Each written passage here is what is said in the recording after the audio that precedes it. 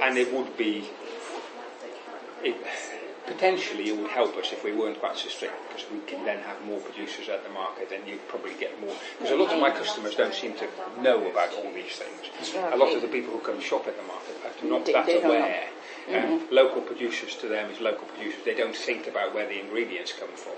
And sometimes I get from a producer, I get information about where their ingredients come from. They might say, I buy everything in Tesco, which is the local Tesco, but their products come from anywhere. So they wouldn't qualify for here, but they would in some other places. So it's also an issue related to the consumer behavior, let's say. Yes. I mean, that they don't know exactly what local means.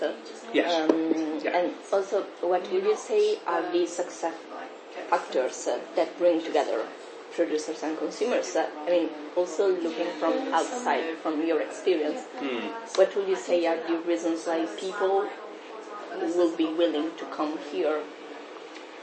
If I knew that, I would probably change what we do. We have a lot of people who are very regular customers, people who have been coming for years, and they are very loyal, and they come and buy the products always when the market's on, who come every time. So the core of our customer base is people who've been here coming a long time. When we've done research about people wanting to come to the farmers market, they always say, well, we never know when it's on. And it could be that they have, because we do social media, we do a website, we have leaflets, we have banners up, there's all sorts of ways of finding out. Yes. And the interviewer that I had, there's a Newcastle University student who did some work for me, he was standing underneath the banner where it said Excellent Farmers on Market on this Saturday, and people were saying, we don't know when it's on. So you think, okay, I don't quite know what else to do here. Yeah. So sometimes it's an excuse, I'm sure they do. And it's raining now. Yeah, it can be understandable. And sometimes people think, oh, actually easier to go to the Waitrose or to Tesco's or to Marks and Spencer's and just buy everything there. Because I think there's an element of people saying we want it to be local produce. Yeah. But actually when they go and buy stuff, it doesn't really matter that much. Do you think it's also related an issue on the price? Potentially. And people will think that. They will say that the price is an issue. But about 5 or 6, maybe 7 years ago, I did a challenge with the chef. Yes. And I asked him, gave him a tenner, I said, can you cook me a meal for 4 people, 2 courses, a meal for 4 people with a tenner? And it was very easy to do. So you can cook a 2-course meal for 4 people for £10. You probably do that for £12 now. So most people can afford to spend £10, but £2.50 per person. Yeah. So there is a perception of it being expensive, and some things are expensive, but then some things in the supermarket are expensive. And if you look at the number of people who go to Waitrose, which is supposed to be a top-end supermarket, some of those people come to the farmers market, but an awful lot of them don't. So its price is interesting. I don't really know. Yeah. There are external factors, things like obviously when the economy is not doing very well or people are feeling poor, they don't go to the farmers market. But also we had quite a few years ago now, we had the swimming pool was here in the centre of Hexham, and all families with very small children used to come into the centre of town on a Saturday morning to take their children swimming, and then they would walk back to wherever they were walking back to, and they would come past the farmers market and they would buy things on the farmers market. Now the swimming pool is in the car park by the Waitrose. Is also where there are yes. So all those people who go to the swimming pool on the Saturday morning do not come into the town of Hexham anymore. But there is, I think we're also affected by the fact that town centres in England are not doing particularly well. Shops in the town centres don't do very well. Town centres are not thriving, and there are lots of empty shops in Hexham. I see. And moving towards also the role of these digital platforms. So, do you know some of them, like the Food Assembly or Open Food Network? I don't know about Open Food Network, but I do know about Food Assembly and the things like Farm Drop and such like. So yes, I do know a Can bit you give about me it. your opinion about them?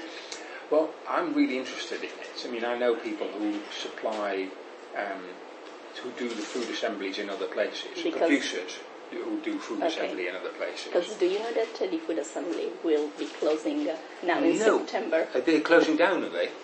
That's interesting. I didn't know that. So it's not worked well enough. It was, no. Oh, that's very disappointing. They did an announcement at the end of June. Oh, right, okay. That's not very good for your research, is it? Well, good, or probably yes, because I interviewed also the communication manager of the Open Food Network UK. So I have also two completely different models between Open Food Network and the Food Assembly. And basically the Food Assembly is more business oriented. Yes. Because they have investment from a venture capital, so they have to repay basically this investment. Okay, which is why that's not working. They're not making enough money. I have interviewed a local host of the Food Assembly, the only one who I could reach, which actually was in Edinburgh, the lead Food Assembly, and she was quite disappointed, but she couldn't know why it has closed. So if you can give me your opinion also before knowing that. Yes, well, I didn't know that, but in general, you cannot ignore the fact that a lot of people do shopping online. They are wanting they're wanting to spend less time walking around with shopping bags and things like that. It's when I first started, shopping was a leisure activity. And I don't think that is the case now, or if it is, it's a different sort of leisure activity. People, where in the centre of town, most people come to Hexham by car. The people in town might not do that, but when they go shopping, they're not going to carry lots of bags and then have to walk for 10 minutes to the car with 2 or 3 or 4 bags of shopping. That's not how it works anymore. So